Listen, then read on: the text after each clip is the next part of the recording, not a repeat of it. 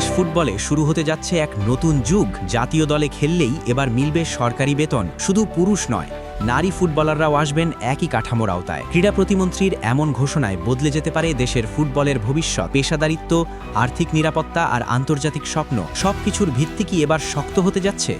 চলুন জেনে নেই কী সিদ্ধান্ত নিয়েছে সরকার এবং এতে কিভাবে বদলে যেতে পারে বাংলাদেশের ফুটবল বাস্তবতা। বাংলাদেশ জাতীয় ফুটবল দলের খেলোয়াড়দের জন্য বড় সুখবর এসেছে। জাতীয় দলে সুযোগ পাওয়া ফুটবলারদের বেতন দেওয়ার ঘোষণা দিয়েছে সরকার। ক্রীড়া প্রতিমন্ত্রী আমিনুল হক এই আশ্বাস দিয়েছেন বাফুফের নির্বাহী কমিটির সঙ্গে বৈঠকের পর। প্রতিমন্ত্রী জানান, আগামীর বাংলাদেশের ক্রীড়াঙ্গনকে সর্বোচ্চ গুরুত্ব দিয়ে কাজ করছে সরকার।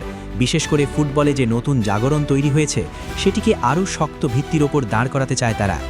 জাতীয় দলের সাবেক অধিনায়ক হিসেবে তিনি নিজেও জানেন একজন খেলোয়াড়ের জন্য আর্থিক নিরাপত্তা কতটা গুরুত্বপূর্ণ। তিনি বলেন, বর্তমানে বেশ কয়েকজন প্রবাসী ও দেশীয় খেলোয়াড় আন্তর্জাতিক পর্যায়ে বাংলাদেশের প্রতিনিধিত্ব করছেন। উদাহরণ হিসেবে উঠে এসেছে হামজা চৌধুরীর নাম। এমন খেলোয়াড়দের অংশগ্রহণে বাংলাদেশের ফুটবল নতুন উচ্চতায় পৌঁছাচ্ছে। এই ধারাবাহিকতা ধরে রাখতে হলে খেলোয়াড়দের পেশাদার পরিবেশ নিশ্চিত করা জরুরি। সরকারের পরিকল্পনা অনুযায়ী জাতীয় দলের পুরুষ ও নারী উভয় ফুটবলারকেই বেতন কাঠামোর আওতায় আনা হবে। লক্ষ্য একটাই, খেলাধুলাকে একটি পূর্ণাঙ্গ পেশা হিসেবে প্রতিষ্ঠা করা। প্রতিমন্ত্রী স্পষ্ট করেছেন, যারা দেশের জার্সি গায়ে আন্তর্জাতিক অঙ্গনে প্রতিনিধিত্ব করছেন তাদের নিয়মিত বেতনভুক্ত করা হবে। নারী ফুটবল নিয়েও বিশেষ গুরুত্ব দেওয়া হচ্ছে। সাম্প্রতিক সময়ে বাংলাদেশের নারী ফুটবলাররা আন্তর্জাতিক মঞ্চে দারুণ পারফরমেন্স দেখিয়েছেন। তাদের সাফল্য শুধু ট্রফি নয়, অনুপ্রেরণাও এনে দিয়েছে। তাই নারী খেলোয়াড়দের উৎসাহিত করতে এবং তাদের ক্যারিয়ার স্থিতিশীল করতে এই বেতন কাঠামো গুরুত্বপূর্ণ ভূমিকা রাখবে। এছাড়া অবকাঠামো উন্নয়নেও বড় সিদ্ধান্ত এসেছে। বাংলাদেশ ফুটবল ফেডারেশনের অনুরোধে 3টি মাঠ চুক্তির মাধ্যমে ফেডারেশনের কাছে হস্তান্তরের সিদ্ধান্ত নেওয়া হয়েছে।